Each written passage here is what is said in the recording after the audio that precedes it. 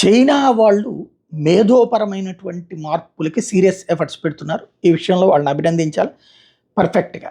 అందులో కీలకమైనటువంటిది ఇప్పుడు డయాబెటిస్. ఇప్పుడు చాలా పెద్ద ఎత్తున ప్రాబ్లమ్ అవుతున్నది ప్రపంచవ్యాప్తంగా.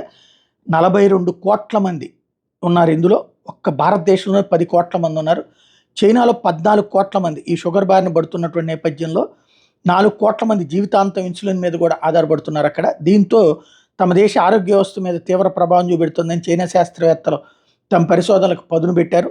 తాజాగా డయాబెటీస్ని పూర్తిగా తగ్గించే సెల్ థెరపీని ఆవిష్కరించామని చెప్పేసి ప్రకటించారు. అది కూడా టైప్ 2 డయాబెటీస్ ఇవి ఉంటాయి కదా, వీటిట్లలో బాగా సీరియస్ స్టేజ్ దాకా వెళ్ళిన దాన్ని సెటరేట్ చేశాము అన్నటువంటి విషయం చెప్తున్నారు. ఒక రోగి మీదన ప్రయోగిస్తే సక్సెస్ అయింది అన్నది, అది సక్సెస్ అయితే ప్రపంచానికి ఒక అద్భుత ఆవిష్కరణ అందించిన వాళ్ళు అవుతారు. ఖచ్చితంగా అది సక్సెస్ అవుతుంది ఇక్కడ వీళ్ళ వరకు చూసుకుంటే.